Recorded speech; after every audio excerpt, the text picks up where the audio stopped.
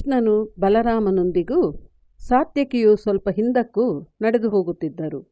ಎಲ್ಲರೂ ಈ ಮಹೋನ್ನತ ಗದಾಯುದ್ಧವನ್ನು ನೋಡಲು ಕಾತುರದಿಂದಿರಲು ವೀರಾಗ್ರಣಿಗಳಿಬ್ಬರು ಹೋರಾಡುವುದಕ್ಕೆ ತೊಡಗಿದರು. ಎರಡು ಕಾಳ ಮೇಘಗಳು ಒಂದರೊಡನೊಂದು ಮೇಳೈಸುವಂತೆ, ಎರಡು ಮಹಾಸಾಗರಗಳು ಒಂದರೊಡನೊಂದು ಸೇರುವಂತೆ ಯುದ್ಧಾರಂಭವಾಯಿತು. ಇಬ್ಬರೂ ಬಲರಾಮನ ಶಿಷ್ಯರು, ಮಹಾಶೂರರು, ಕುರುವಂಶದಲ್ಲಿ ಹುಟ್ಟಿದ ಸೋದರರು. ಇಬ್ಬರು ಇನ್ನೊಬ್ಬರನ್ನು ಕೊಲ್ಲಲು ಯತ್ನಿಸುವವರು, ಅನುಪಮ ರೂಪವಂತರು. ಇಬ್ಬರು ಗದೆಯನ್ನೆತ್ತಿ ಭೀಕರವಾಗಿ ಹೋರಾಡುತ್ತಿದ್ದರು.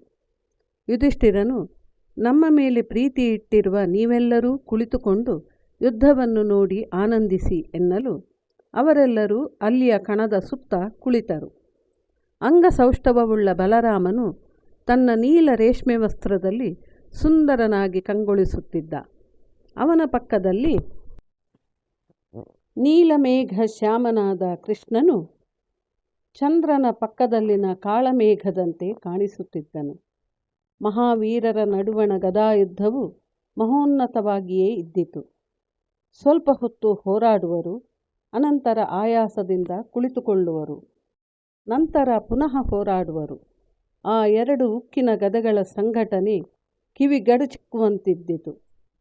ಕಿಡಿಗಳು ಹಾರುತ್ತಿದ್ದವು. ಕೃಷ್ಣನೆಂದದ್ದು ಸರಿ, ದುರ್ಯೋಧನನೇ ಒಂದು ಕೈ ಮೇಲು ಎಂಬುದರಲ್ಲಿ ಸಂಶಯವಿಲ್ಲ ಎಂದನಿಸುತ್ತಿತ್ತು. ಬಲರಾಮನು ಆನಂದದಿಂದಲೂ ಕೃಷ್ಣನು ಗೂಢದೃಷ್ಟಿಯಿಂದಲೂ ಯುದ್ಧವನ್ನು ನೋಡುತ್ತಿದ್ದರು.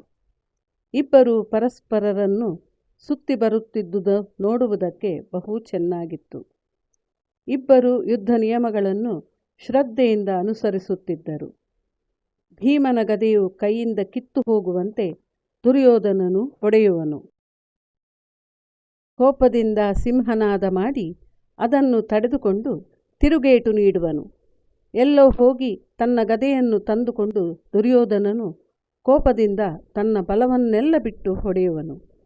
ಭೀಮನಿಗೆ ಮರ್ಮಾಘಾತವಾದರೂ ತಡೆದುಕೊಂಡು ತನ್ನ ಗದೆಯನ್ನು ಬೀಸಿ ಎಸೆಯುವನು. ಅದರ ಸಂಘಾತದಿಂದ ಸ್ವಲ್ಪದರಲ್ಲಿ ತಪ್ಪಿಸಿಕೊಂಡ ದುರ್ಯೋಧನನು ಮತ್ತೆ ಮೇಲೇರಿ ಬರುವನು. ಭೀಮ 2 ಸಲ ಮೂರ್ಛಿತನಾದರೆ ದುರ್ಯೋಧನನು ಒಮ್ಮೆ ಕೆಳಗೆ ಬಿದ್ದು ಮೂರ್ಛಿತನಾದನು. ಅವನು ಏಳುವವರೆಗೆ ತಾಳಿದನು ಭೀಮ. ಮತ್ತೊಮ್ಮೆ ಅವನನ್ನು ಬೀಳಿಸಿದನು. ಯುದ್ಧವು ಭೀಮನಿಗೆ ತಾನೆನಿಸಿಕೊಂಡಷ್ಟು ಸುಲಭವಾಗಿರಲಿಲ್ಲ. ಶಲ್ಯನ ಜೊತೆಗೆ 2 ಬಾರಿ ಗದಾಯುದ್ಧ ಮಾಡಿ ಅವನನ್ನು ಸೋಲಿಸಿದ್ದರೂ ದುರ್ಯೋಧನ ಭೀಮನಿಗಿಂತ ಅತಿಶಯ ಕುಶಲಿಯಾಗಿದ್ದನು. ಭೀಮನು ವೀರಾವೇಶದಿಂದ ಹೋರಾಡಿದನು. ದುರ್ಯೋಧನನು ರಂಗದಲ್ಲಿ ನರ್ತಿಸುತ್ತಿರುವಂತೆ ತೋರಿತು.